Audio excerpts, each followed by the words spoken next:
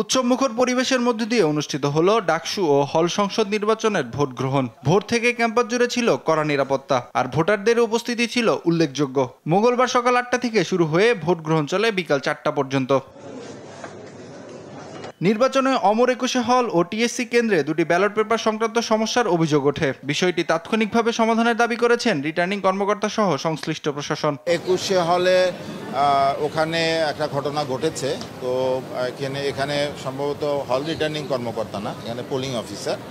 তো সেটি উনি আসলে ইচ্ছাকৃত করেছে কিনা না অনিচ্ছাকৃত করেছে সেটি তদন্ত হচ্ছে এবং ওনাকে সাথে সাথে প্রত্যাহার করা হয়েছে। অন্যদিকে উপাচার্য জানিয়েছেন উভয় ঘটনার মধ্যে একজনের বিরুদ্ধে ব্যবস্থা নেওয়া হয়েছে। তবুও এই ঘটনার পুনরায় তদন্ত করে কেউ জড়িত থাকলে ব্যবস্থা নেওয়ার কথা বলেন তিনি। আমরা সঙ্গে সঙ্গে প্রয়োজনীয় ব্যবস্থা নিয়েছি এবং এর জন্য আমরা সিসিটিভি ক্যামেরার মাধ্যমে যে তদন্ত করা প্রয়োজন সেটি আমরা করব।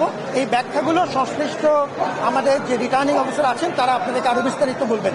অবশ্য প্রধান রিটার্নিং কর্মকর্তা প্রফেসর ডক্টর মোহাম্মদ জসিমউদ্দিন সরকারের দাবি সামগ্রিকভাবেই শান্তিপূর্ণভাবে সম্পন্ন হয়েছে ভোট গ্রহণ। বাকি তো আপনারা সকাল থেকে দেখছেন ছাত্রছাত্রীরা উৎসবমুখর পরিবেশে তাদের নিজ নিজ ভোট কেন্দ্রে গিয়ে তাদের হলগুলোতে ভোট দিচ্ছে। আমরা সেরকম মেজর কোনো ব্যত্যয়ের ঘটনার এখন পর্যন্ত শুনি নাই। দিনভর আইন শৃঙ্খলা বাহিনীর কঠোর অবস্থানে সন্তোষ প্রকাশ করেন নির্বাচন সংশ্লিষ্টরা। নাইম আফসান, দেশ টিভি, ঢাকা।